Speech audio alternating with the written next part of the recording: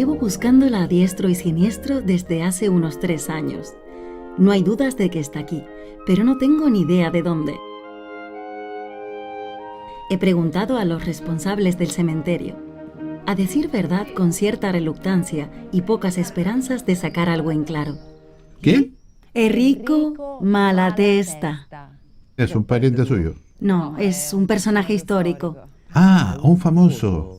Su cara estupefacta y esa referencia a la fama me hacen temer lo peor. Mire, por ahí está la tumba de Aldo Fabrizi.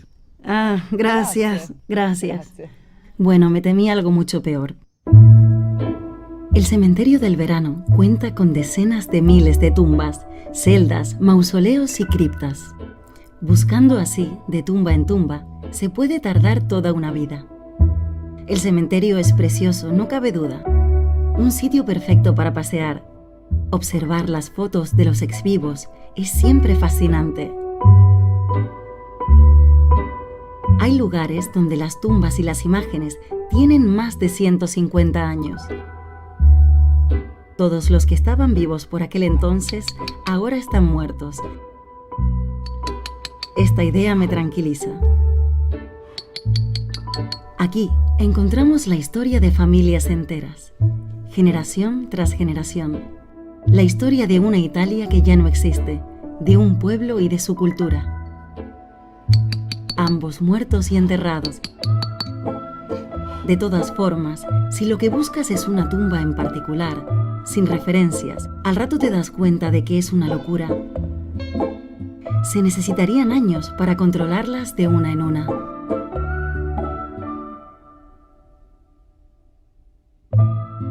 Así que habrá que encontrar pistas por otra parte.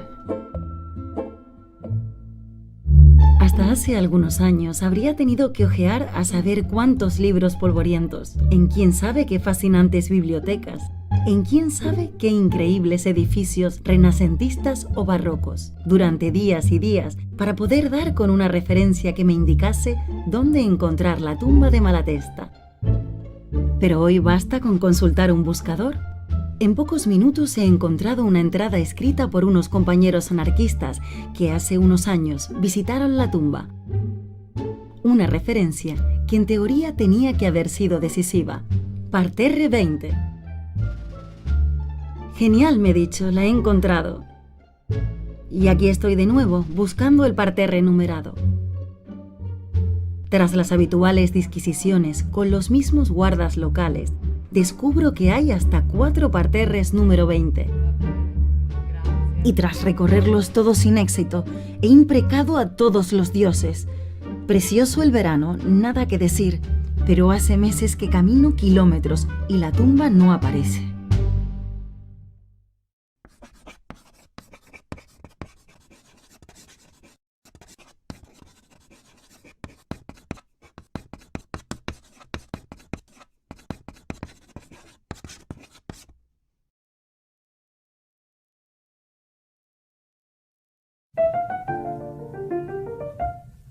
Malatesta nace en la región de Caserta en 1853 de una familia rica y hacendada y ha tenido una de las vidas más épicas que un italiano haya vivido jamás. Desde muy joven abraza los ideales republicanos de Mazzini. Con solo 15 años escribe una carta llena de injurias al rey de turno y antes de los 18 ya ha sido arrestado tras una revuelta en la Universidad de Nápoles. En 1872, tras la abrumadora experiencia de la Comuna de París, Malatesta abraza definitivamente el ideal anárquico. Ese mismo año viaja a Suiza al primer Congreso Internacional de Saint-Imier. Y allí, víctima de una violenta fiebre, conoce a Mikhail Bakunin, el anarquista ruso que tanta influencia tendrá en el socialismo italiano y que se ocupará de él como si fuera su hijo, a pesar de haberlo recién conocido. Aquí empezará su intensa actividad política, que lo llevará poco después a protagonizar el más espectacular y grotesco intento insurreccional que Italia recuerde.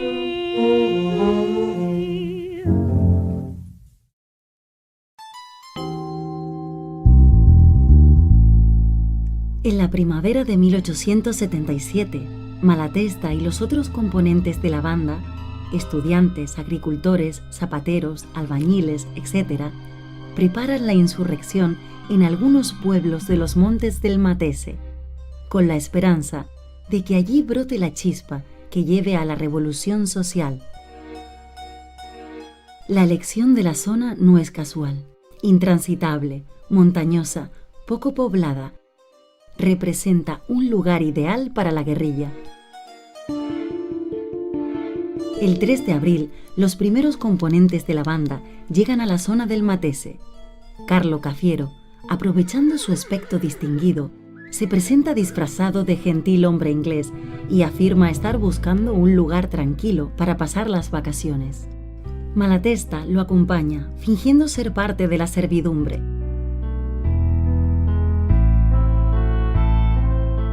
Así es como alquilan una casa en el pueblecito de San Lupo, a 1 hora y media de Carroza de Solopaca.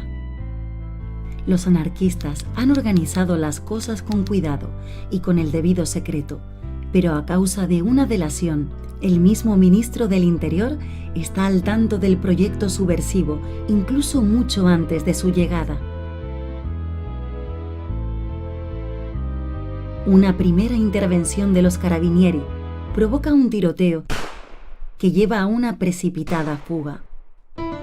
Si bien en número reducido, porque muchos compañeros aún no han llegado, los componentes de la banda consiguen reunirse rápidamente y se dirigen hacia los montes.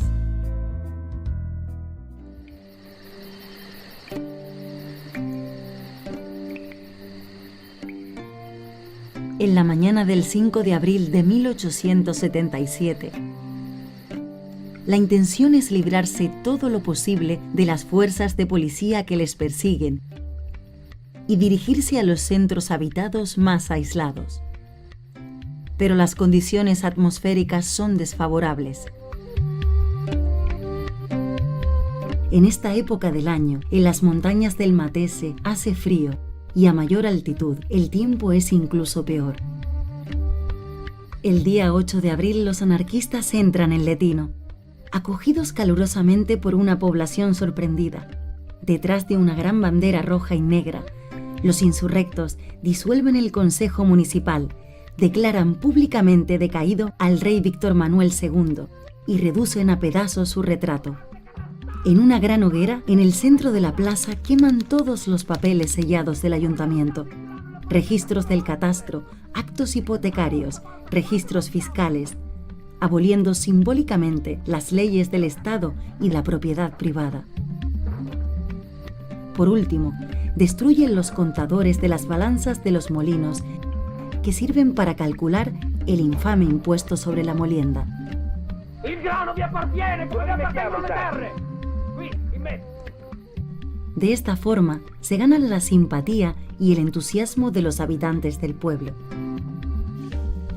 La misma situación se repite de forma muy parecida en el pueblo de Gallo, a solo 5 kilómetros de camino de Letino. Mientras tanto, las tropas del gobierno, si bien aún ocultas, no se han quedado de brazos cruzados. La Guardia Real cerca todo el macizo del Matese. 3 compañías de soldados en el sur, un regimiento de infantería en el norte, y más tropas en Campobasso, Isernia, Caserta, Benevento y Nápoles. Se envían nada más y nada menos que 12.000 hombres armados hasta los dientes para rodear a solo 26 subversivos, que escapan bajo un tiempo inclemente, con las armas mojadas e inservibles y sin cobijos seguros en los que refugiarse.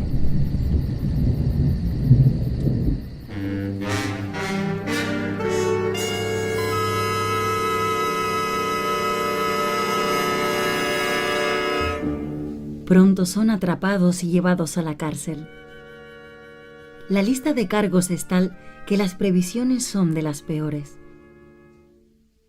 El juicio sumario concluye con una sentencia de encausamiento de este tenor. Contra todos los arrestados por delito de conspiración con la finalidad de cambiar y destruir la forma de gobierno incitar a los habitantes a armarse en contra de los poderes del Estado y suscitar entre ellos la guerra civil, instigándolos a armarse los unos contra los otros y causar la devastación, la masacre y el saqueo de una clase de personas. Por suerte para los acusados, el 9 de enero de 1878, el rey de turno muere. El sucesor concede al país una amnistía también en lo que atañe a muchos delitos políticos, por lo que la larga lista de cargos de la banda del Matese se acorta considerablemente. El juicio empieza el 14 de agosto de 1878 y se celebra ante el Tribunal Penal de Benevento. Se desarrolla en un clima de gran simpatía popular hacia los imputados, la misma que ellos habían percibido mientras quemaban los papeles del catastro El Letino y Gallo. Los anarquistas se presentan enseguida como un hueso duro de roer para la fiscalía. Inteligentes, preparados, seguros de sus razones, contestan con rapidez a los jueces, replican y no pierden ocasión para poner en situación embarazosa al tribunal, haciendo hincapié en las grotescas contradicciones del sistema y haciendo propaganda de sus propias ideas de igualdad y libertad. La imagen siniestra y tenebrosa del anarquista asesino que quería construir la fiscalía se vuelve cada vez más insustancial. La banda del Matese es absuelta y se pone en libertad a sus miembros. Es la sentencia que el pueblo esperaba. Una muchedumbre de 2000 personas acoge jovial a los anarquistas a la salida del tribunal, demostrando la eficacia que la propaganda por el hecho tiene entre los explotados. Un corresponsal del periódico Corriere del Mattino de Nápoles concluye de esta forma su artículo sobre los hechos. Un proceso como este en cada provincia y el gobierno se habría suicidado con sus propias manos. Y así estos jóvenes, con un poco de suerte y mucha intrepidez, han conseguido salir impunes. Pero eran otros tiempos, eso está claro.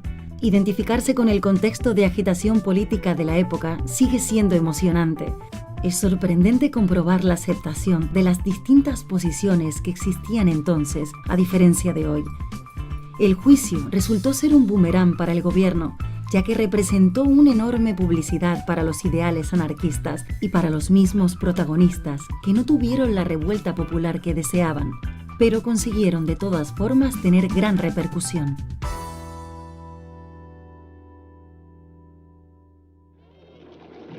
En la segunda mitad del siglo XIX, en una realidad sociopolítica cultural que estaba resurgiendo, una sociedad socialista y libertaria era de lo más deseable para las clases populares y tampoco era algo inconcebible para la opinión pública. No es casualidad que el texto más célebre de Malatesta, Fra Contadini, que se publicará por primera vez después del juicio, se convirtiera en propaganda muy eficaz y difundida, no solo por la lucidez y sencillez de la narración, sino justamente gracias al contexto favorable a los ideales anárquicos. Dos compañeras han interpretado fragmentos del célebre texto adaptado al femenino. Ehi, guarda chi si vede. Sono contenta di incontrarti, Maria. Era tanto tempo che volevo parlarti. Ma che mi fai sentire di te in giro? Che quando eri al paese eri tanto una brava figliola, eri il modello delle giovani della tua età. Se fosse vivo tuo padre... Pietra, ma perché mi parlate così? Che cosa ho fatto per meritare i vostri rimproveri? E poi perché mio padre dovrebbe essere scontento di me? Non ti offendere per le mie parole, Maria. Io sono vecchia, parlo per il tuo bene. E poi io ero tanta amica del povero Andrea, che a vederti fare una brutta fine a me dispiace, come se tu fossi mia figlia. Soprattutto quando penso a tutte le speranze che lui riponeva in te e a tutti i sacrifici che ha fatto per lasciarti un nome intemerato. Ma che cosa dite, Pietra? Io sono un'onesta lavoratrice, non ho mai fatto del male a nessuno. Anzi, scusate se ve lo dico, ho sempre cercato di fare quel po' di bene che ho potuto. In che cosa mio padre dovrebbe arrossire di me? Insieme alle mie compagne e ai miei compagni cerco di migliorarmi, di istruirmi, di portare rimedio ai mali che affliggono me, voi e tutti. In che cosa ho meritato i vostri rimproveri, dunque? E io qui ti volevo. Io lo so che tu sei una brava figliola, un'onesta lavoratrice che aiuti il prossimo, lo sanno tutti in paese, però sei stata più volte carcerata. E dicono che le guardie ti tengono d'occhio e che solamente a farsi vedere in piazza con te c'è da passare dei guai. Chissà che io stessa adesso non abbia a compromettermi. Ascolta i consigli di questa vecchia. Lascia spoliticare i signori che non hanno niente da fare. Tu pensa a lavorare e a fare bene, così vivrai tranquilla in grazia di Dio. Altrimenti perderai anima e corpo.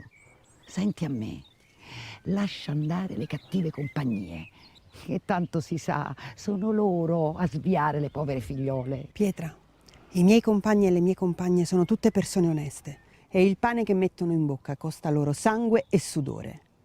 Lasciatene dir male ai padroni, che vorrebbero succhiarci fino all'ultima goccia di sangue. E poi dicono che siamo delle canaglie se solamente brontoliamo e gente da galera se proviamo a sottrarci alla loro tirannia. Sì, è vero. Le mie compagne e i miei compagni ed io siamo stati in carcere.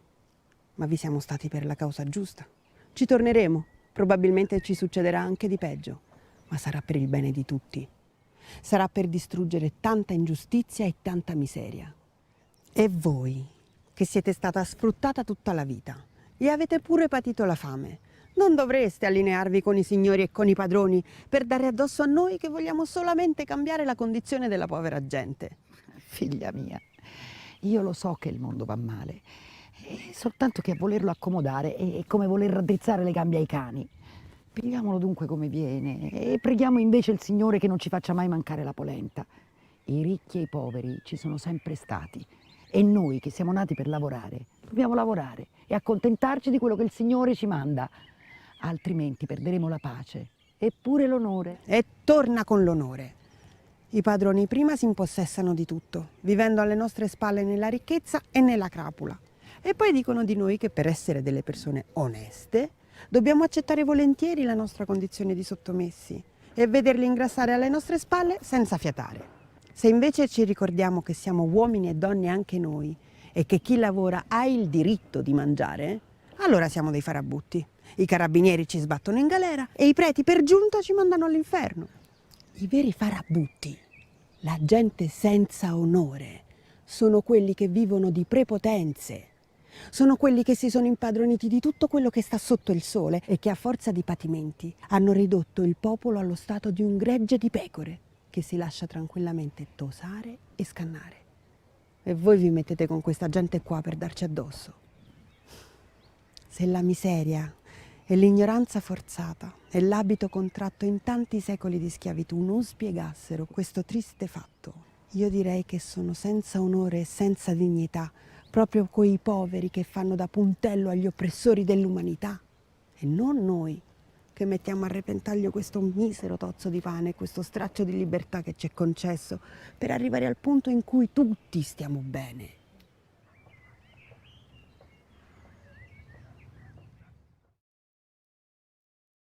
El programa anárquico de Enrico Malatesta empieza así. La palabra anarquía viene del griego y significa sin gobierno. Es decir, la situación de un pueblo que se rige sin la autoridad constituida. Antes, la palabra anarquía era considerada por lo general como sinónimo de desorden, de confusión, y aún hoy se interpreta con este sentido por parte de las masas inexpertas y de los adversarios interesados en tergiversar la verdad.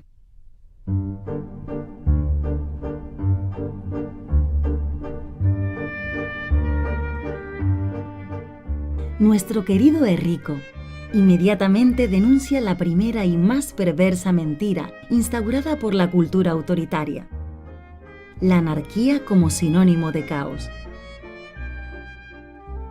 El poder ha conseguido con el tiempo consolidar esta falacia, que al final se ha convertido en un modismo.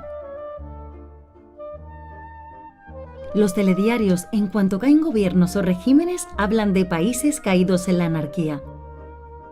Cuando al entrar en una habitación vemos que los críos han puesto todo patas arriba, exclamamos: ¡se acabó con esta anarquía!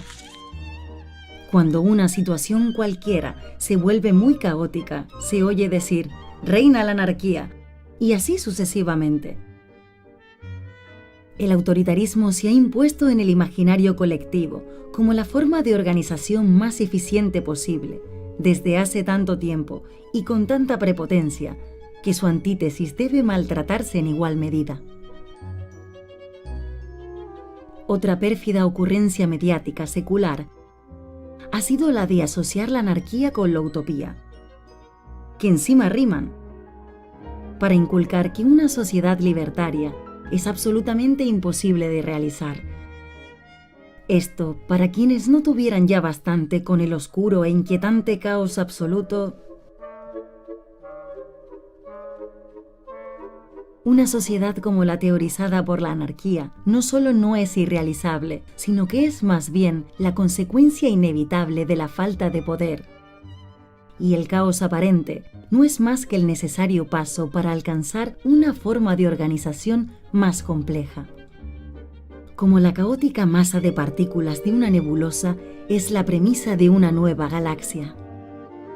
Por este motivo se despliegan esfuerzos extraordinarios para evitar periodos de vacío de la autoridad central, porque demuestran y han demostrado que cuando falta dicha autoridad surgen rápidamente múltiples formas de organización naturales y espontáneas.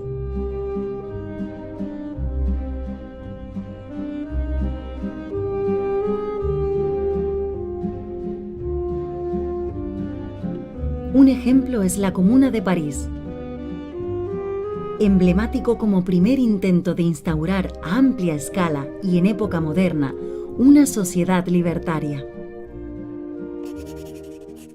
El comentario de Bakunin al respecto: Ya no hay un Estado. No hay un poder central superior a los grupos que imponga su autoridad. Existe solo la fuerza colectiva que nace de la federación y las comunas gozan de la plenitud de su independencia. Existe la verdadera anarquía. Y sucesivamente resumirá su valor simbólico. La Comuna de París, a pesar de haber sido masacrada y sofocada en sangre, no por eso ha dejado de hacerse más vivaz, más poderosa en la imaginación y en el corazón del proletariado europeo. París ofrece una base real al socialismo revolucionario.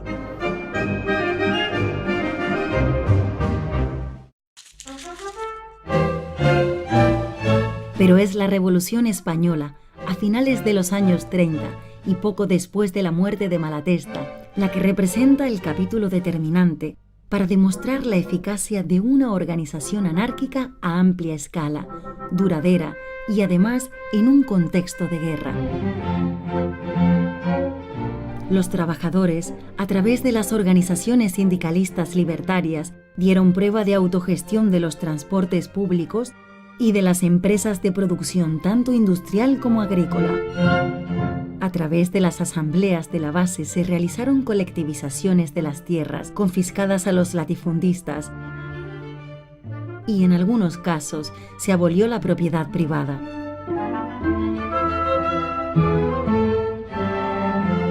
Este maravilloso capítulo concluye debido a una derrota militar y la revolución libertaria termina siendo aplastada justamente por los autoritarismos europeos y soviéticos, que no tenían ningún interés en tolerar un ejemplo tan epatante de sociedad desjerarquizada.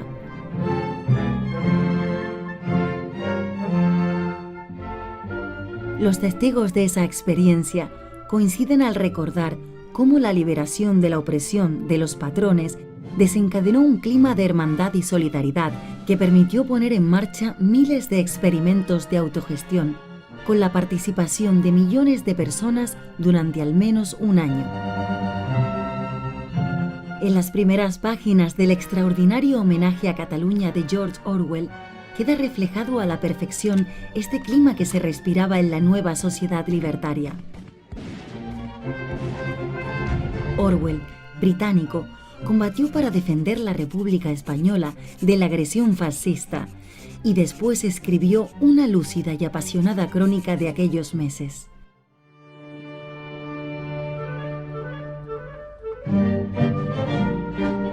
Había viajado a España con el proyecto de escribir artículos periodísticos, pero ingresé en la milicia casi de inmediato. porque en esa época y en esa atmósfera parecía ser la única actitud concebible. Los anarquistas seguían manteniendo el control virtual de Cataluña, y la revolución estaba aún en pleno apogeo. A quien se encontrara allí desde el comienzo probablemente le parecería, incluso en diciembre o en enero, que el periodo revolucionario estaba tocando a su fin. Pero viniendo directamente de Inglaterra, el aspecto de Barcelona resultaba sorprendente e irresistible. Por primera vez en mi vida, me encontraba en una ciudad donde la clase trabajadora llevaba las riendas. Casi todos los edificios, cualquiera que fuera su tamaño, estaban en manos de los trabajadores y cubiertos con banderas rojas o con la bandera roja y negra de los anarquistas. Las paredes ostentaban la hoz y el martillo y las iniciales de los partidos revolucionarios.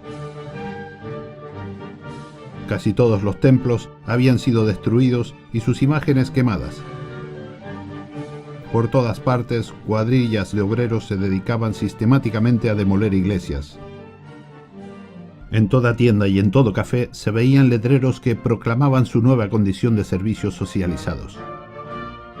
Hasta los limpiabotas habían sido colectivizados y sus cajas estaban pintadas de rojo y negro. Camareros y dependientes miraban al cliente cara a cara y lo trataban como a un igual. Las formas serviles, incluso ceremoniosas del lenguaje, habían desaparecido. Nadie decía señor o don y tampoco usted.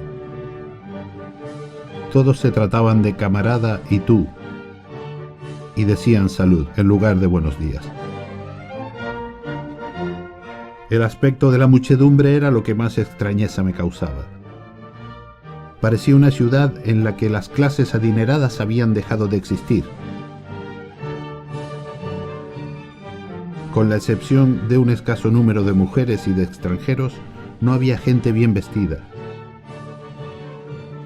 Casi todo el mundo llevaba tosca ropa de trabajo, o bien monos azules o alguna variante del uniforme miliciano. Ello resultaba extraño y conmovedor.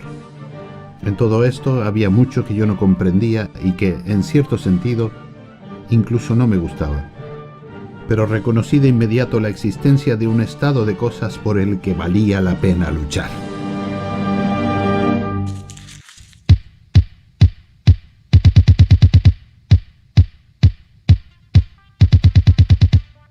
Mientras en España las experiencias libertarias se difundieron a partir del rechazo a la toma de poder por parte de los revolucionarios, la Primavera de Praga y la Revolución Húngara son apropiados ejemplos de organización espontánea no jerarquizada, de una sociedad donde de repente se crea un vacío de autoridad. En estas ocasiones, al faltar las formas de organización jerárquicas, tanto políticas como económicas y sociales, y por lo tanto también las coercitivas propias del Estado, la población cuenta con la posibilidad y la necesidad urgente de asumir el control de sus acciones para satisfacer sus exigencias.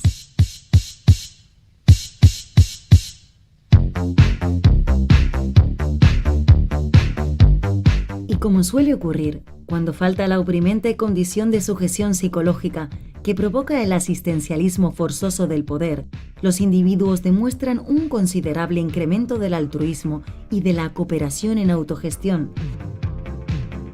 Y se manifiesta una necesaria toma de conciencia y una responsabilización que llevan a eficientes formas de organización espontánea, fundadas en múltiples intentos que confluyen rápidamente en las soluciones más eficaces.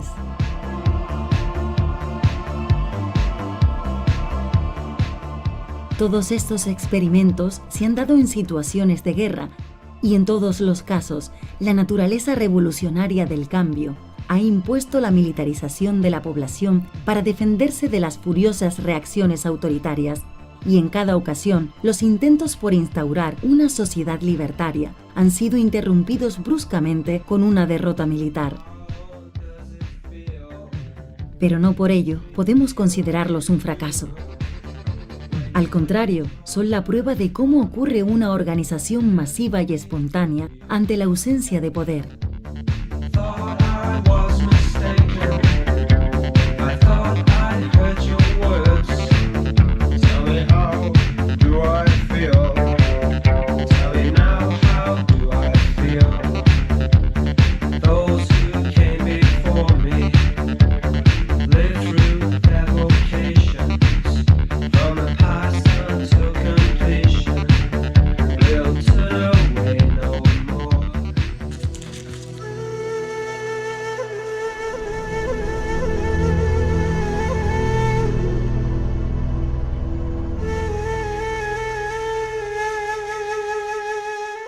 Pero la cosa no acaba ahí. Además de estos ejemplos modernos, tenemos que hablar también de las formas preestatales de sociedades no jerarquizadas que no han durado meses, sino miles de años. En las clases de historia nos enseñan, y esta es la manera en la que el Estado lleva a cabo la primera fidelización autorreferencial en el niño, que antes de que afloraran las primeras formas de Estado, polis griegas, monarquías egipcias, babilonias, asirias, etc., solo existían tribus compuestas por individuos subdesarrollados, bárbaros, violentos, feos, incapaces de controlar sus propios instintos animales y de organizarse socialmente. En pocas palabras, nos enseñan a pensar que antes de que surgieran las sociedades autoritarias, los hombres no eran más que rudas bestias. ¿Cuántas veces hemos visto la patética imagen de un hombre con una clava arrastrando por los pelos a una mujer? Como de costumbre, la mentira forjada durante siglos por el primitivo, en este caso sí, poder patriarcal, sirve para ocultar otras verdades. Seguramente existían ya entonces montones de tribus salvajes sojuzgadas por machos brutales. Pero la arqueóloga María Gimbutas ha demostrado con sus estudios la existencia de otros tipos de sociedad. Sin Estado, esencialmente pacíficas, igualitarias y culturalmente avanzadas, las denominadas sociedades gilánicas eran así justamente porque todavía no había hecho su aparición el autoritarismo patriarcal. Existieron antes de la aparición de las primeras sociedades estatalizadas y se desarrollaron en la zona del sureste europeo durante decenas de miles de años, perpetuándose hasta hace unos 6.000 años. Más o menos el periodo de tiempo que en los libros de historia se archiva rápidamente como precivilización y donde por civilización se entiende precisamente el autoritarismo patriarcal. Estas sociedades fundaban sus cultos en la diosa madre, una entidad divina basada en la mujer creadora de vida y en el ciclo de renovación natural. El culto de la diosa madre nace en sociedades que sienten un místico sentido de pertenencia a la naturaleza, que impregna todas las actividades diarias, y en las que los hombres se dedican a la caza o al pastoreo, mientras que las mujeres recogen y cultivan plantas comestibles para dar de comer a la comunidad, adquiriendo con la experiencia una serie de conocimientos acerca de los lugares, ciclos y modalidades de crecimiento de algunas especies y de sus propiedades alimenticias, curativas, beneníferas o psicotrópicas, transmitiendo así de madre a hija aquellos conocimientos, aquel poder, en una estructura de descendencia matrilineal. Esto dio vida a un sistema en el que la redistribución de los recursos estaba gestionada por las mujeres de forma equitativa para toda la comunidad, tal y como lo haría una madre con una gran familia, la diosa madre, precisamente. En los clanes no había división social entre quien gobernaba y quien trabajaba, y esto impedía que afloraran sentimientos autoritarios y el deseo de obediencia. Por esta razón, estos pueblos no contemplaban el uso de la fuerza física como instrumento coercitivo y de organización, sino la solidaridad. ¿Qué pasó con estas comunidades mutuales? Gimbutas ha descubierto, estudiando miles de hallazgos arqueológicos e interpretando los mitos correspondientes, que las poblaciones indoeuropeas, denominadas kurganes, se instalaron en Europa sometiendo a las sociedades indígenas e imponiendo su ideología. Una ideología en neta contraposición con los ideales de solidaridad y cooperación sobre los que giraban las sociedades gilánicas, y que queda documentada por la aparición de armas y tumbas megalómanas de reyes guerreros que antes prácticamente no existían en los restos de la antigua Europa, junto a un empobrecimiento cultural al que fueron sujetas las sociedades colonizadas tras la sumisión forzosa por parte de estos rudos pueblos mucho menos avanzados. Los aspectos salientes de la cultura de los kurganes eran la importancia clave de la autoridad masculina y la fuerza física. Las tribus indoeuropeas tenían un jefe guerrero. Estaban caracterizadas por una fuerte división social y jerárquica entre sacerdotes, guerreros y trabajadores, relegando a una posición de subordinación a las mujeres y a los esclavos. Esta nueva situación llevó a una desaparición gradual del culto de la diosa madre, indicio de la sumisión forzada que tuvo que soportar la mujer dentro de la sociedad.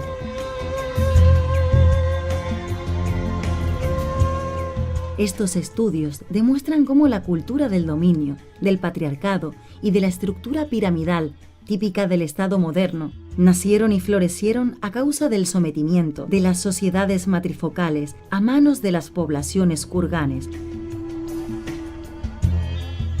fundadoras de la jerarquía y de la violencia.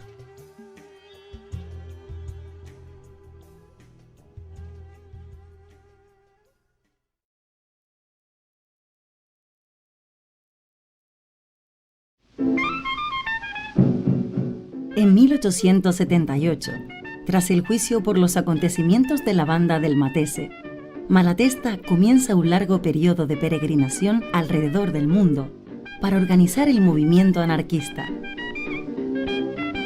Tras un breve tiempo en Egipto, viaja a Siria y a Rumanía, antes de parar en Ginebra, donde conoce a Elisée Reclus y a Piotr Kropotkin, del que se hace gran amigo, hasta tal punto que en sus memorias el anarquista ruso escribirá: un hombre lleno de ardor e inteligencia, verdadero idealista, que en toda su vida no ha pensado jamás en si tendrá un pedazo de pan para la cena y una cama donde pasar la noche. Sin tener siquiera una habitación que poder llamar suya, ha visto correr los días vendiendo bicicletas en las calles de Londres para poder vivir y las noches escribiendo brillantes artículos para la prensa italiana. Preso en Francia, puesto en libertad, expulsado después, condenado de nuevo en Italia, confinado en una isla, se fugó y volvió de nuevo de incógnito a su país. Siempre donde la lucha es más ardua, ha perseverado en esta clase de vida durante más de 30 años sucesivos. Y cuando lo volvemos a encontrar recién venido de una prisión o fugado de alguna isla, lo hallamos tal y como estaba la última vez que lo vimos. Siempre dispuesto a continuar la lucha, con el mismo amor a sus semejantes, la misma falta de rencor contra sus adversarios y carceleros, la misma franca sonrisa para los amigos y la misma caricia para un niño.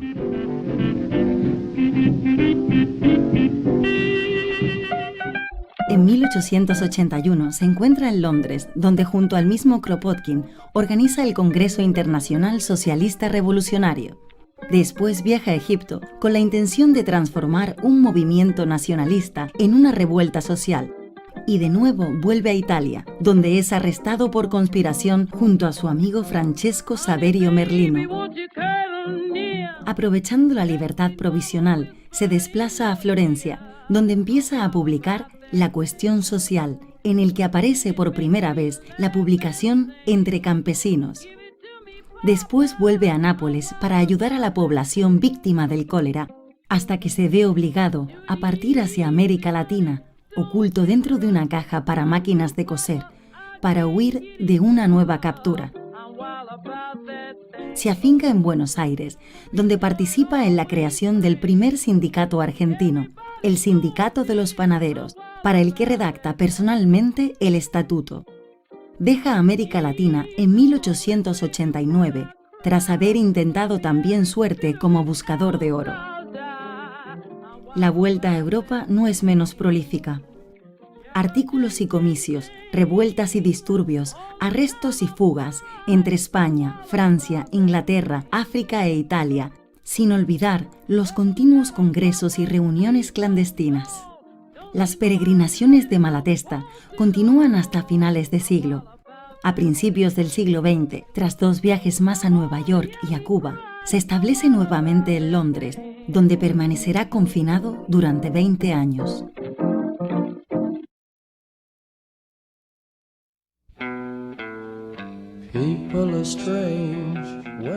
Ya hemos visto que la anarquía es una forma alternativa de organización social. No se trata de la ausencia de orden, sino de la ausencia de autoridad.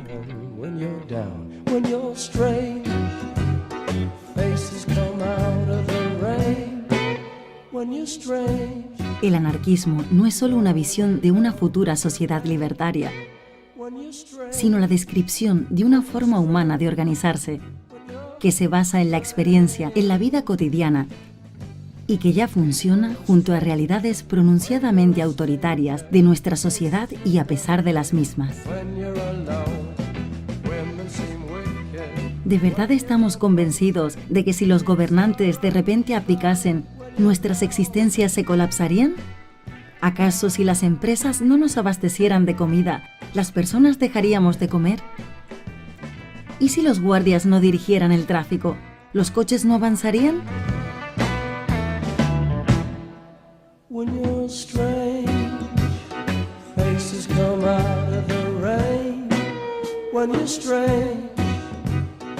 ¿Quién no se ha puesto de los nervios justamente por el tráfico poco fluido causado por el incapaz policía municipal de turno? El tráfico urbano es más fluido cuando no hay ni semáforos ni guardias, y no es casualidad que en las últimas décadas se haya optado, donde era posible, por las rotondas, que permiten a los conductores organizarse por sí solos ante un cruce. ¿Y qué decir de las masas críticas de ciclistas que cada semana recuerdan a los necios automovilistas urbanos cuán alegre, económico y sano es el más libertario de los medios? La bicicleta, que se mueve con gracia, sin vínculos ni retrasos. A través de un tráfico tan regulado, jerarquizado y caótico,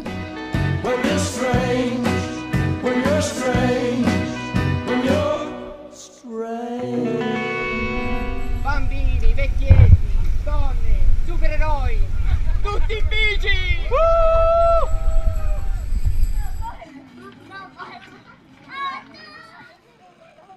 las escuelas libertarias no colocan a los niños delante de itinerarios forzados, sino que al contrario, les permiten examinar de forma autónoma las decisiones a tomar para los problemas que se les plantean. Tras un tiempo de adaptación más caótico que el de una escuela jerarquizada, en la que el orden se impone con rapidez desde arriba, los resultados son extraordinarios. Los niños crecen más responsables e independientes porque son más conscientes de sí mismos, habiendo perdido la costumbre de delegar en los adultos cualquier decisión importante sobre la resolución de los problemas o conflictos.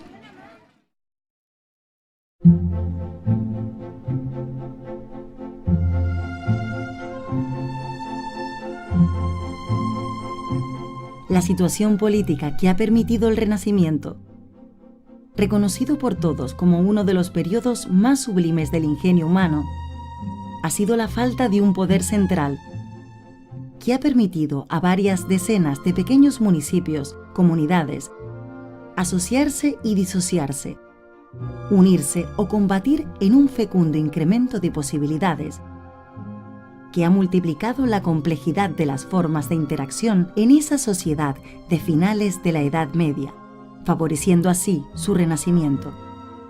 Los poderes centrales impuestos sucesivamente, imperio y papado, sofocaron toda vitalidad.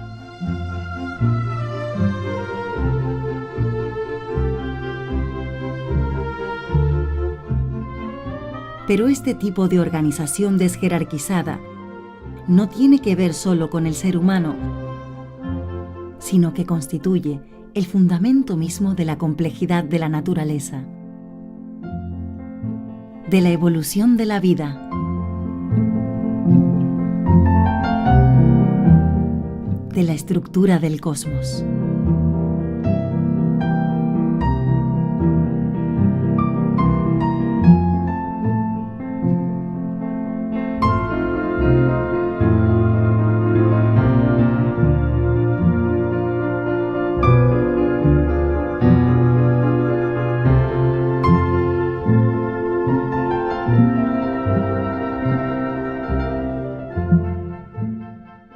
La anarquía, por ejemplo, funciona como el cerebro, que no tiene un órgano central que lo gobierna, sino que está constituido de más partes que interactúan a distintos niveles. Podríamos decir que el cerebro humano refleja justamente la potencialidad de una sociedad anarcosindicalista. Tal y como escribió el neurólogo Gray Walter, uno de los padres de la cibernética y la robótica moderna, no encontramos jefe alguno en el cerebro, ningún ganglio oligárquico o dictador glandular. Dentro de nuestras cabezas, nuestras vidas dependen de la igualdad de oportunidades, de la especialización con versatilidad, de la comunicación libre sin limitaciones, una libertad sin interferencias. También aquí, las minorías locales pueden controlar, y de hecho lo hacen, sus propios medios de producción y expresión en libres y equitativas relaciones con sus vecinos.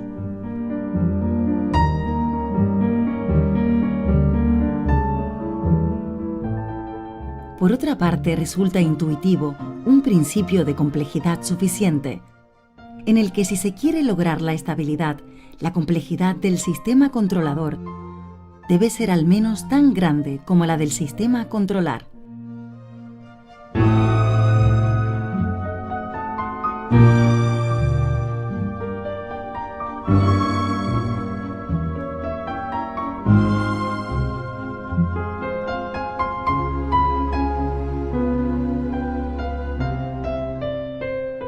El tan alabado liderazgo, el jefe que todo lo soluciona, que los medios de manipulación nos venden como única posible salvación ante el olvido, el caos, la anarquía, es en realidad una forma de organización rudimentaria, muy primitiva.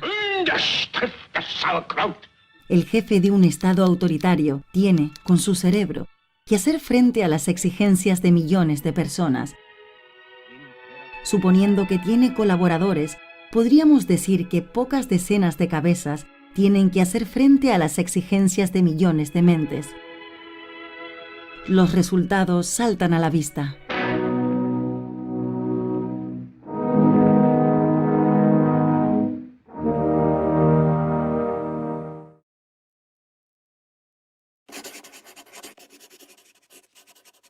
A mediados del siglo XX, John Nash, con su teoría de juegos, nos aporta la herramienta para calcular las interacciones que nacen de las exigencias de cada individuo en relación a las exigencias de todos los demás.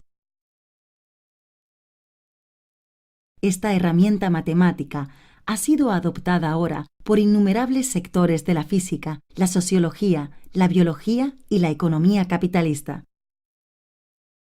Las ecuaciones de la teoría de juegos resultan útiles también, y sobre todo en lo que nos atañe, para resolver las dificultades logísticas de una enorme masa que se organiza espontáneamente, según las exigencias de cada individuo en relación con los demás, sin una autoridad que imponga las normas. La teoría de juegos puede ofrecer indicaciones y realizar previsiones justamente en lo que se refiere al carácter espontáneo, y la misma masa espontánea puede utilizar estos datos, porque espontáneo no significa inconsciente.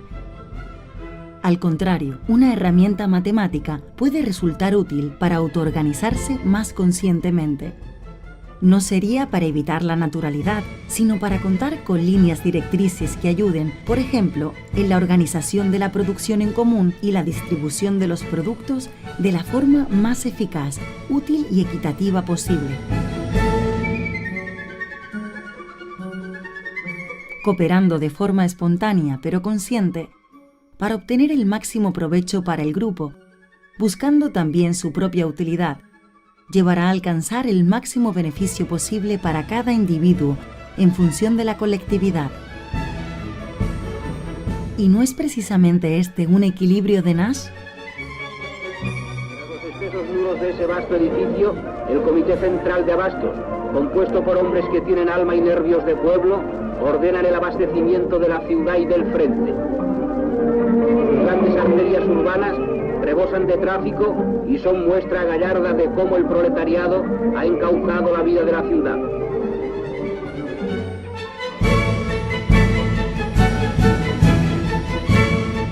El siglo XX ha contado con sabios que nos han donado otros medios para consolidar el anarquismo y otorgarle unas bases aún más sólidas. De la misma época de Gimbutas y Nash, Deleuze y Guattari crean un enfoque filosófico sólido sobre el que construir una sociedad libertaria. El concepto de rizoma, en oposición a la estructura jerarquizada arborícola, el de la máquina deseante, libre de cualquier moralización, y las implicaciones que tienen las nuevas ideas de la filosofía de Deleuze permiten por fin al pensamiento humano abrirse a una realidad desprovista de angustiosos y arcaicos sentimientos de culpabilidad, deshacerse del incómodo individuo y poner al centro de la realidad las interacciones, ofreciéndonos así herramientas reales de libertad intelectual.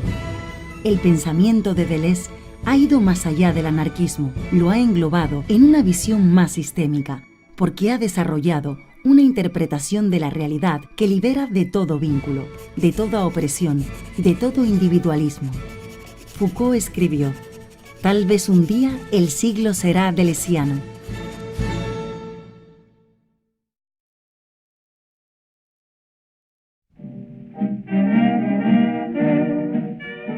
Al concluir su exilio inglés, Malatesta vuelve por fin a Italia, celebrado por todos sus compatriotas oprimidos y temido por las autoridades. Los últimos años de su vida son igual de intensos que los primeros. En Milán, durante el Bienio Rojo, su presencia con la publicación de Humanità Nova, junto al fermento de las clases populares en la inmediata posguerra, contribuyen a llevar al país hacia la revolución social. Una revolución social frustrada que llevará al fascismo al poder, aprovechando un atentado anarquista, la masacre del Teatro Diana de Milán, y que dará inicio a la dictadura, poniendo fin al sueño de un pueblo libre y autónomo, sueño que hoy parece aún más lejano que entonces. El atentado del Teatro Diana fue un acto atroz que mató a muchas personas, todas inocentes. La polvere, il sangue, le mosche, l'odore, per strada e fra i campi la gente che muore. La intención de los bombarderos no era esa seguramente. Los objetivos eran el jefe de policía de Milán y Mussolini, y visto lo que ocurriría pronto, no era desde luego un propósito erróneo. Lo erróneo fue su ejecución. Ahora, si bien este ha sido un suceso determinante para la historia italiana, es inútil para nuestro discurso detenerse en las causas y las consecuencias. Es suficiente saber que alimentó el mito de la violencia anarquista y allanó el camino al fascismo, poniendo en fuerte crisis los movimientos proletarios.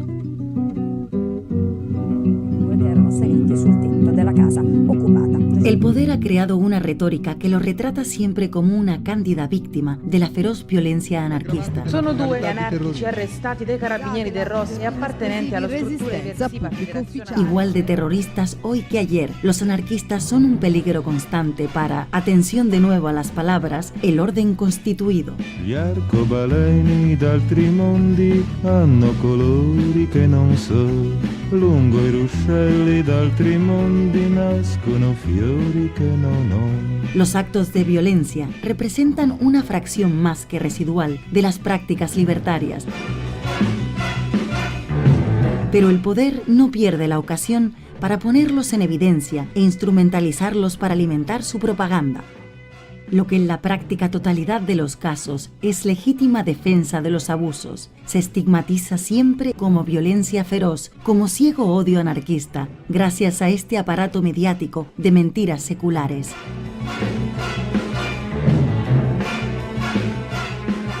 Malatesta a tal propósito puntualiza: lo que distingue a los anarquistas de todos los demás es justamente el horror por la violencia, el deseo y el propósito de eliminar la violencia, es decir, la fuerza material de las competencias entre los hombres. Pero entonces se podría preguntar, ¿por qué en la lucha actual contra las instituciones político-sociales los anarquistas predican y practican el uso de los medios violentos que están sin embargo en evidente contradicción con sus fines? Y esto al punto de que, en ciertos momentos, muchos adversarios de buena fe creyeron y todos los de mala fe fingieron creer que el carácter específico del anarquismo era justamente la violencia. La pregunta puede parecer embarazosa, pero es posible responderla en pocas palabras. Ocurre que para que dos personas vivan en paz, es necesario que ambas deseen la paz. Si uno de los dos se obstina en querer obligar por la fuerza al otro a trabajar para él y a servirlo, para que este otro pueda conservar su dignidad de hombre y no quedar reducido a la más abyecta esclavitud, pese a todo el amor por la paz y por el entendimiento, se verá sin duda obligado a resistir a la fuerza con medios adecuados.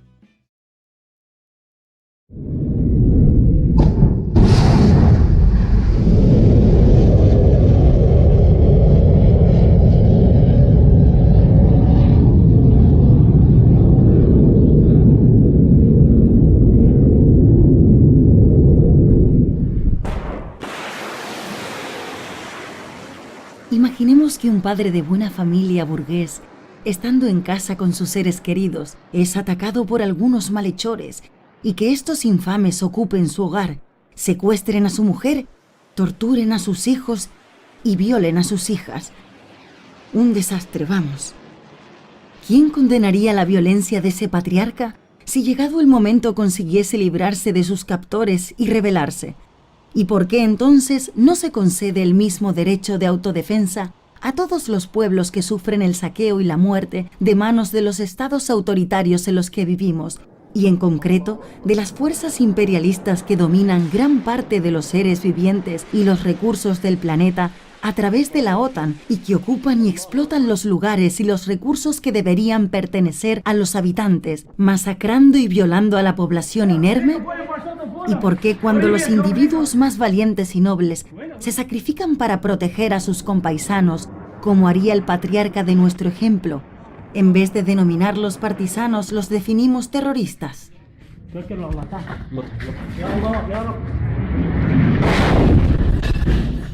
¡Allahu Akbar!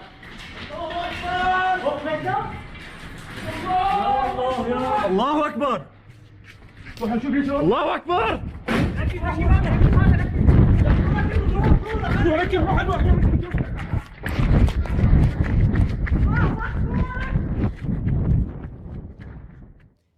Queste sono belle parole, Maria, e io non so darti torto. Intanto però i ricchi ce l'hanno la roba e alla fine dei conti noi dobbiamo pure ringraziarli, perché senza di loro non si potrebbe campare. Sì, i ricchi ce l'hanno la roba perché se la sono presi con la violenza e l'hanno aumentata sfruttando il lavoro degli altri. Ma come l'hanno presa così la possono lasciare? Finora gli uomini si sono fatti la guerra l'uno con l'altro, si sono tolti il pane di bocca gli uni con gli altri. Ognuno ha cercato di sottomettere l'altro e di servirsene come di una bestia. Ma è tempo di finirla. A farsi la guerra non si guadagna nulla di buono. E infatti l'uomo ne ha avuta di miseria, schiavitù, delitti, prostituzione e di quei salassi di tanto in tanto che si chiamano rivoluzioni o guerre. Invece, aiutandosi gli uni con gli altri, andando d'accordo, amandosi, non vi sarebbero più tanti mali, non ci sarebbe più chi ha tanto e chi ha niente e ognuno starebbe il meglio che si può. Certo lo so bene che i signori non ne vogliono sapere di cambiare il sistema, abituati come sono a comandare e a vivere senza lavorare, ma noi gli daremo la possibilità di scegliere, se lo vogliono capire, per amore o per paura, che prepotenze tra gli uomini non ve ne debbono essere più e che tutti dobbiamo lavorare, tanto meglio. Se invece ci tengono a godere dei frutti delle loro violenze e dei furti fatti da essi e dai loro antenati, allora l'è bella è capita. Con la forza si sono presi tutto e con la forza glielo toglieremo. I poveri, se si intendono, sono sempre più forti. Malatesta afirmaba explícitamente que la violencia anarquista está inspirada en el amor. Anarquía quiere decir no violencia, ausencia del dominio del hombre sobre el hombre y de imposición por la fuerza de la voluntad de uno o varios sobre la de los demás. La verdadera violencia anárquica es la que cesa cuando cesa la necesidad de la defensa y la liberación.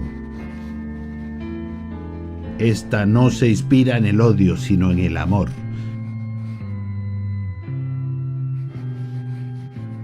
Y es santa porque tiende a la liberación de todos y no a la sustitución del dominio de los demás por el propio.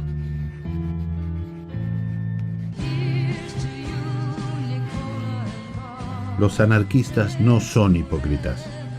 Es necesario rechazar la fuerza con la fuerza.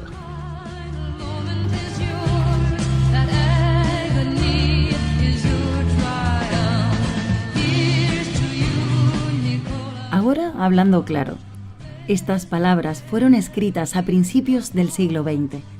Hay que tomar en cuenta que entonces había un mayor equilibrio entre las fuerzas en pugna. Incluso una pequeña banda de expropiadores anarquistas podía tener una potencia de fuego mayor que la de la policía. Severino Di Giovanni, un inmigrante italiano en Argentina, que dará más de un quebradero de cabeza a las autoridades locales, poseía una pistola fabricada por un compañero artesano que era más potente y precisa que las que tenían en dotación los policías de Buenos Aires. Pero estamos hablando de hace más de un siglo. A partir de la Segunda Guerra Mundial, los estados y los ejércitos han alcanzado una fuerza física y una eficacia incontrastables para pequeños grupos de valientes.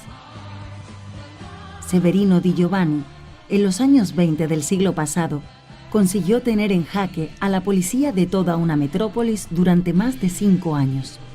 Hoy en día, algo así sería impensable. La violencia represiva del Estado se ha vuelto incontrastable y solo podrían oponérsele masas inmensas de personas. Y a lo mejor ni siquiera eso. La violencia, si bien legítima en caso de autodefensa, es cada vez menos eficaz.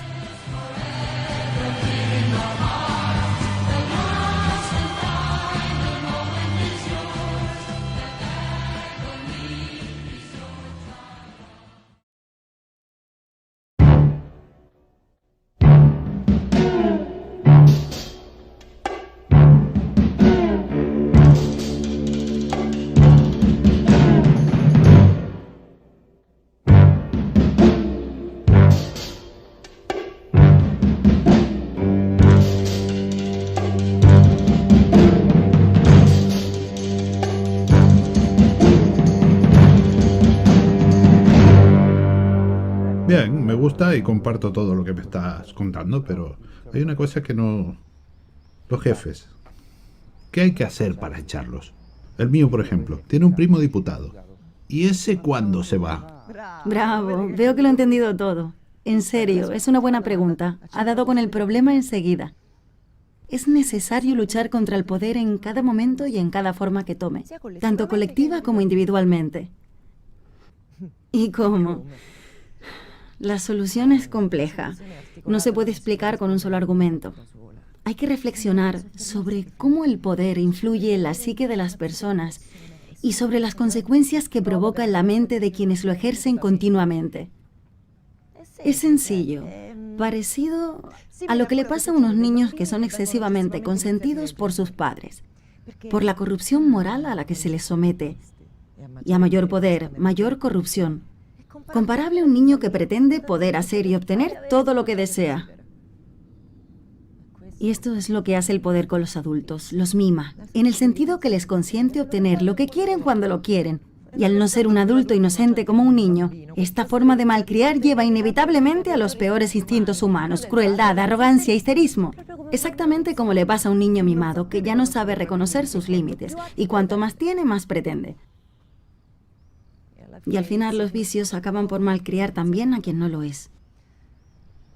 Por ese motivo no puede existir ninguna forma de gobierno buena, justa, eficiente, como siempre afirman los nuevos poderes que vienen a sustituir a aquellos que decaen. El poder tiene unos rasgos peculiares que se repiten siempre. No existen poderes buenos. Como afirmaba Enrico Malatesta, acostumbrar a las personas a ser dependientes de alguien para sobrevivir, en lugar de volverles conscientes y responsables de sus propias decisiones, les hace ser como unos niños hiperprotegidos y controlados.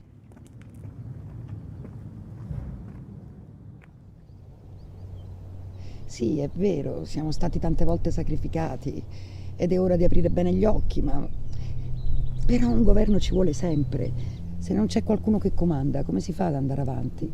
E a che cosa serve l'essere comandati? Chi comanda fa sempre il comodo suo e sempre, sia per ignoranza che per malvagità, tradisce il popolo. Il potere fa andare i fumi alla testa anche ai migliori. E poi bisogna che il popolo cessi di essere un branco di pecore e si abitui a pensare con la propria testa. Il comando degli uni educa gli altri all'obbedienza. E seppure ci fosse un governo buono, esso sarebbe più corruttore e più debilitante che un governo cattivo. Per educare il popolo alla libertà e alla gestione dei propri interessi, bisogna lasciarlo fare da sé. Bisogna che senta la responsabilità delle proprie azioni, nel bene e nel male che ne deriva. Certo, farà male molte cose e spesse volte, ma dalle conseguenze che ne risentirà capirà di aver fatto male e tenterà nuove vie. Senza contare poi che il male che può fare un popolo lasciato a se stesso non è che la millesima parte di quello che fa il più benigno dei governi. Perché un bambino impari a camminare, bisogna lasciarlo camminare e non spaventarsi per qualche urto o per qualche caduta, ¿no? Quien no tiene problemas de interacción con el prójimo no está interesado en el dominio. El poder, por su propia naturaleza, atrae a quien no consigue tener una comunicación sana y paritaria con los demás seres vivos. ¿Me sigues? Quien no se siente a la altura de los demás abusa de ellos para encontrar desahogo a sus complejos. O sea, busca un modo artificial de ponerse encima de las personas con las que no consigue tener una relación natural. Pero esta forma artificial de socialización aumenta la inseguridad del que domina, porque no se gana el respeto de sus semejantes gracias a sus dotes naturales o a su carisma, sino que obtiene solo obediencia gracias a la coacción y la intimidación. Estos trastornos se deben casi exclusivamente a los miedos y las frustraciones que la sociedad capitalista impone por medio de la televisión o la propaganda de masa en general. ¿No crees? Sentémonos.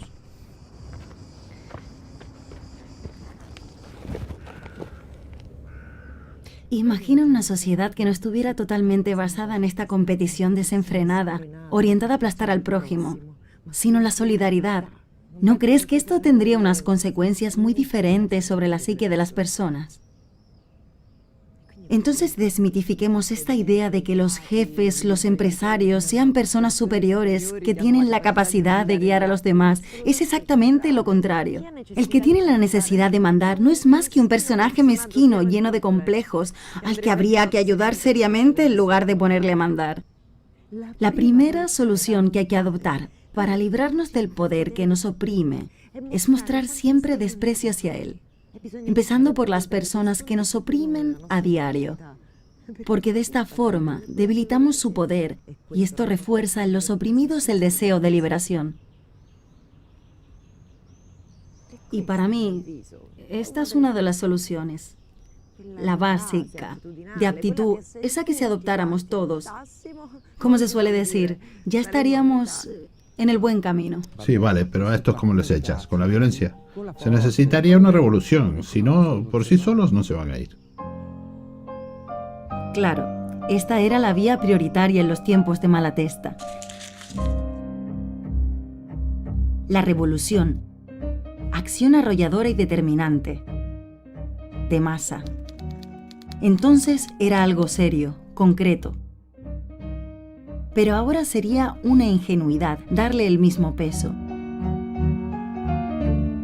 a la que sucesivamente se transformó en mitología revolucionaria. Podemos atribuir parte de la disgregación de las fuerzas anticapitalistas. Un objetivo permanentemente alejado y cada vez menos concreto en vez de acercar a las personas, las aleja, las consume, y en vez de convertirse en un aglutinante para los individualismos, se transforma en un escenario para los egos más fuertes, los que luego serán los primeros en pretender de nuevo el poder.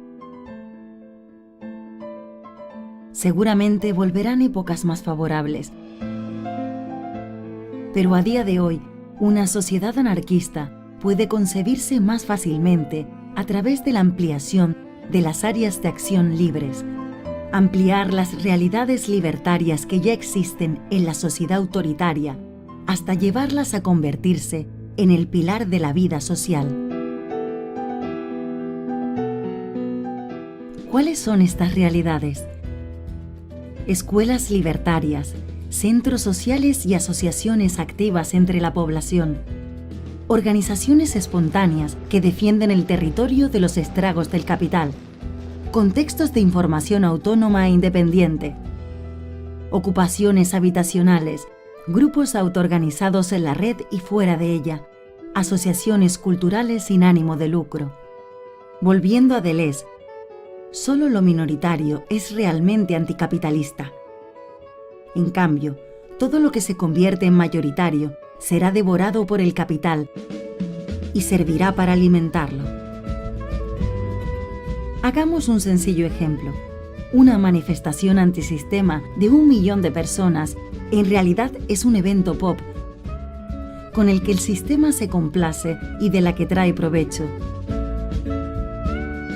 Sirve para aflojar la tensión, para dar rienda suelta al malestar de los oprimidos, además de mantenerlos a todos bajo control con pocos miles de hombres armados.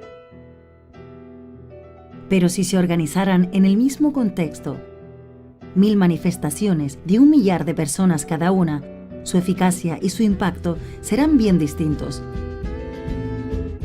Imprevisibles e incontrolables, incluso un nutrido y feroz ejército no será capaz de reprimir eficazmente esta multiplicidad autoorganizada. De la misma manera, solo lo que constituye una ruptura podrá escapar de la voracidad esquizofrénica del capitalismo, y solo la multiplicación rizomática de estas variopintas rupturas minoritarias y las conexiones entre ellas nos llevará a superarlo. Por lo tanto, no resulta necesario agrandar demasiado las áreas libres, sino más bien crear innumerables conexiones con las otras multiplicidades. 1000 manifestaciones distintas ya son revolución. Si se conectan entre sí, son aún más. Se convierten en un irrefrenable proceso revolucionario.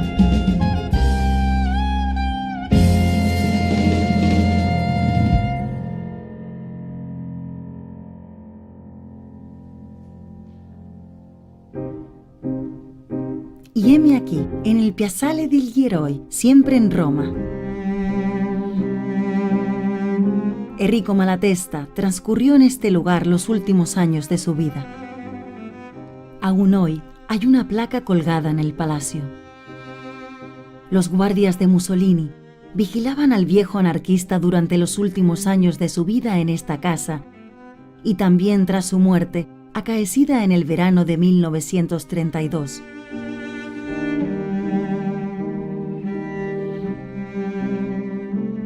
La tumba que ando buscando con tanto afán también quedaría bajo vigilancia, diligentemente, hasta la caída del fascismo,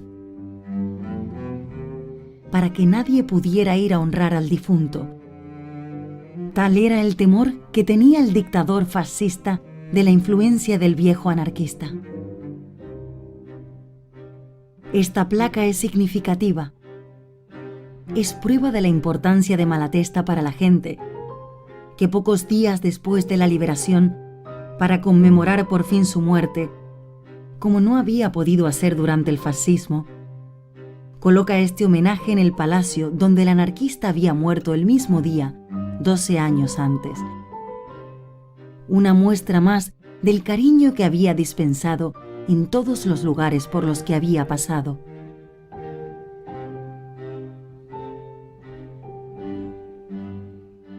Aprecio mucho todo lo que me estás contando. Y en realidad lo comparto, pero si no hay autoridad, ya no hay policía ni jueces. ¿Y si me roban la bicicleta?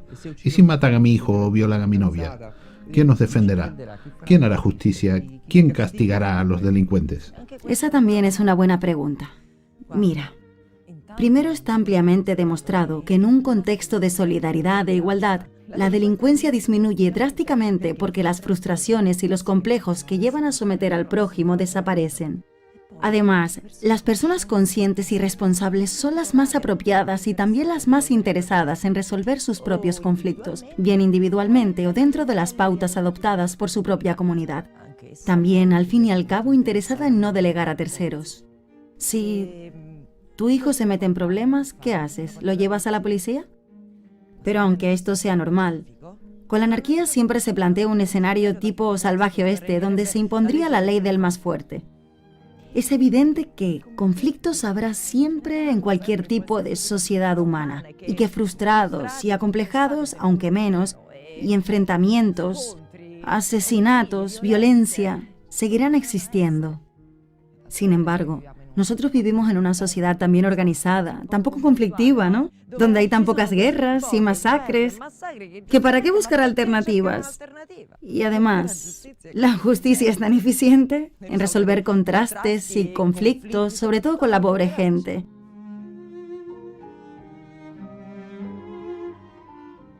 Es que estamos acostumbrados a pensar siempre dentro del esquema ofrecido por la cultura dominante, que lógicamente se presenta como la única posible, la más avanzada, el único destino de toda la humanidad. Si la historiografía moderna ha definido la Edad Media como los años oscuros, ¿tú qué crees que dirá la gente del futuro de este insulso periodo histórico? En nombre de la propiedad privada ha sido sacrificado todo. Cultura, moralidad, territorio, ambiente, bienestar, socialidad, libertad, felicidad. Para el desenfrenado bienestar de pocas décadas y para una fracción muy minoritaria de la población mundial, estamos poniendo en peligro la perpetuidad de nuestra propia especie, además de aniquilar millones y millones de otras continuamente.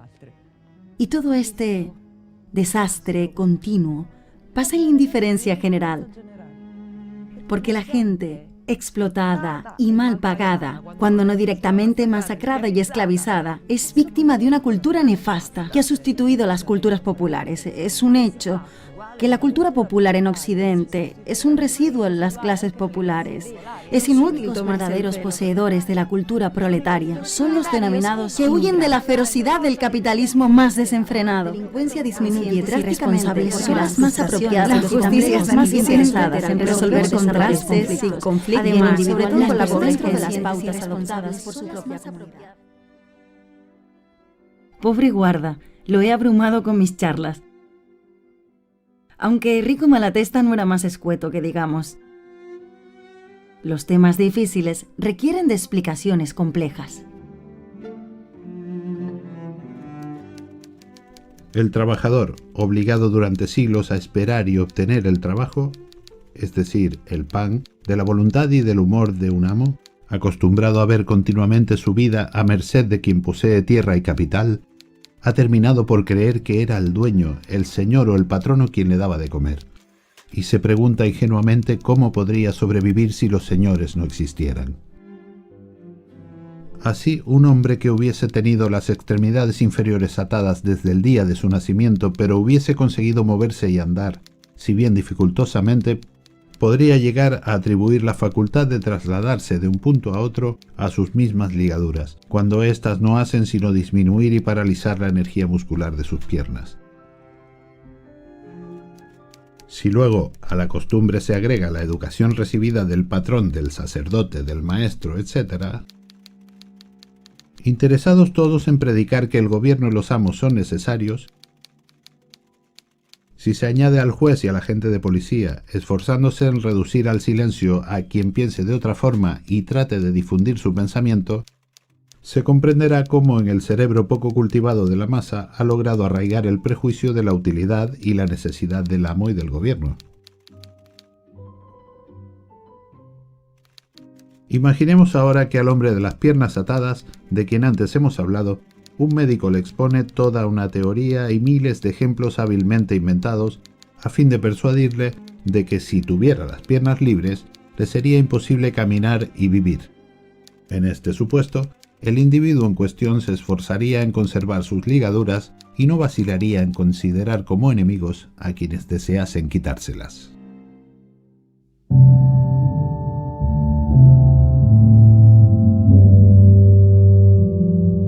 Tenemos que librar una batalla decisiva, que es la cultural. Pero nuestro camino está bien definido. La solución es una cultura proletaria de regreso, una especie de decrecimiento cultural para volver al saber de la tierra, pero no solo hereditario o de instintiva y mera supervivencia, sino consciente. Esto no significa, cuidado, renunciar a la tecnología, sino hacer de ella un uso sabio y compartido.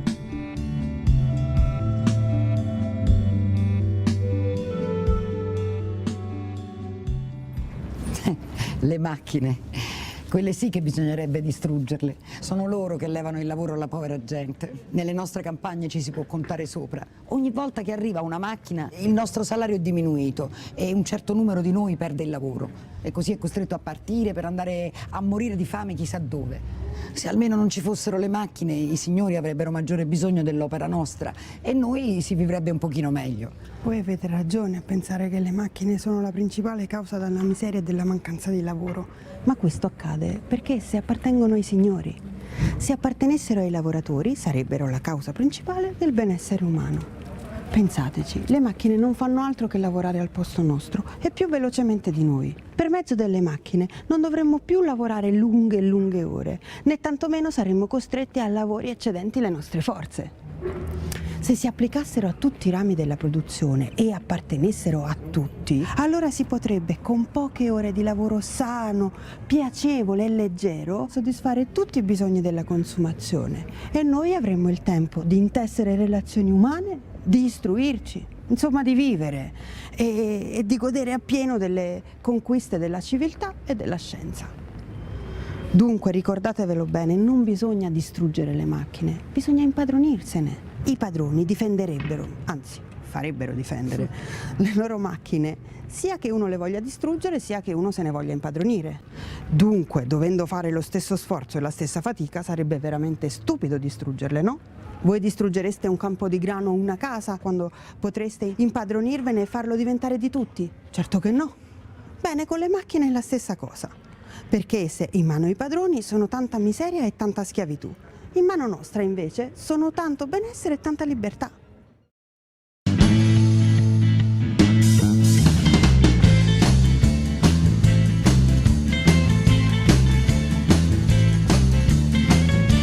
La humanidad puede sacar provecho de la transición por una pubertad inconsciente y confusa hasta convertirse en una joven más consciente y madura.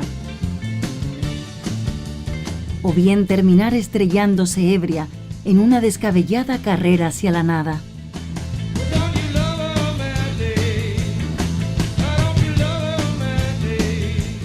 Para avanzar hacia una humanidad nova, que no sea depredadora sino integrada con sensatez en la naturaleza, todos tienen que reunirse con un único objetivo: trabajar para perpetuar la vida más allá del fin de la tierra misma. Esta es la dificultad para la que hay que encontrar una finalidad fundadora, un trabajo concreto que pertenezca a todos.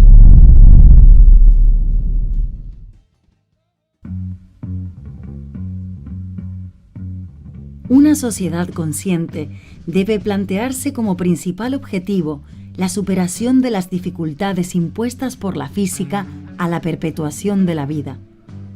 Esa vida que apareció en nuestro planeta hace 4.000 millones de años, una única vez, y que desde entonces se ha renovado en un relevo extraordinario, sin interrumpirse nunca. Y si no es la vida, por lo menos el conocimiento alcanzado, la información de lo que ha sido. Hablamos de objetivos tan complejos que a lo mejor pueden alcanzarse solo con la suma de todas las potencialidades de cada individuo consciente. Variopintas multiplicidades minoritarias que encuentran un objetivo compartido. Un mínimo denominador común que hermana a todos los seres humanos, para convertirse así en un superorganismo donde no solo es consciente la masa, sino también cada uno de los individuos libres que la componen. Y es que este es el único fin posible, el gran juego al que hemos sido llamados a participar. Esta fascinante tarea es lo suficientemente ardua y decisiva como para necesitar del esfuerzo y de la colaboración de todos. O bien queremos que lo que ha sido y será hasta el final de los tiempos, y lo que hemos aprendido mientras tanto, desaparezca en la nada, de repente, como una burbuja de jabón, y nosotros, únicos responsables en un radio de años luz, nos quedemos impasibles mientras nuestra conciencia se disuelve en el olvido.